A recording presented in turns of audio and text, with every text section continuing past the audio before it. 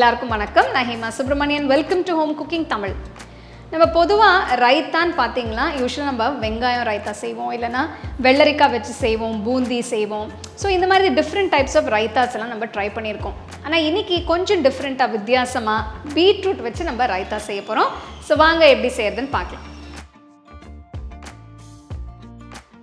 ஹெல்த்தியான பீட்ரூட் ரைத்தா செய்ய முதல்ல நம்ம பீட்ரூட்டை குக் பண்ணி எடுத்துக்கலாம்.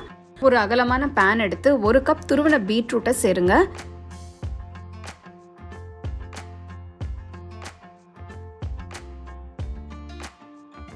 அப்பப்போ கொஞ்சம் தண்ணி தெளிச்சு கிண்டி விட்டு வேக விடுங்க. நம்ம பீட்ரூட்டை நல்ல மெலிசா துருவி இருக்கிறதுனால சீக்கிரமா வெந்துடும். கொஞ்சம் தண்ணியும் தெளிச்சு வேக வைக்கிறோம். ரொம்ப சீக்கிரமா சாஃப்டா வெந்துடும். வெந்ததும் காய்க்கு தேவையான உப்பு சேர்க்கலாம்.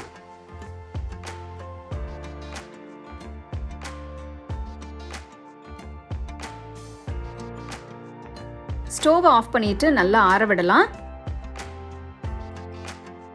நல்லா ஆறிடுச்சு. நம்ம 1 கப் பீட்ரூட் குக் பண்ணி வச்சிருக்கோம்.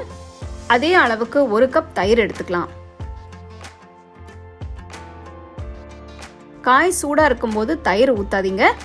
நல்லா ஆறுனதும் 1 கப் தயிர்ல வேக வச்ச பீட்ரூட்டை சேர்த்து மிக்ஸ் பண்ணுங்க.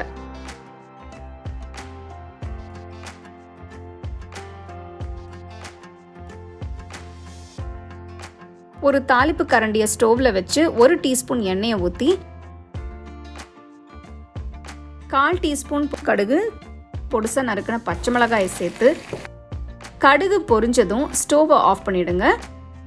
இப்போ ஃப்ரெஷ்ஷான கொஞ்சம் கருவேப்பிலையை சேர்த்து ஒரு தடவை மிக்ஸ் பண்ணி பீட்ரூட் ரைத்தால சேர்த்துருங்க. ஈஸியான ஹெல்த்தியான பீட்ரூட் ரைத்தாவை நீங்கள் ட்ரை பண்ணி பார்த்துட்டு எப்படி இருந்ததுன்னு சொல்லுங்கள்.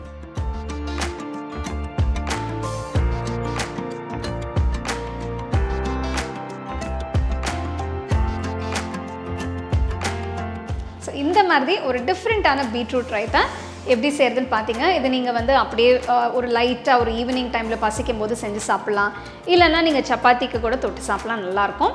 கண்டிப்பாக இதை நீங்கள் ட்ரை பண்ணி எப்படி இருந்ததுன்னு எனக்கு சொல்லுங்கள்.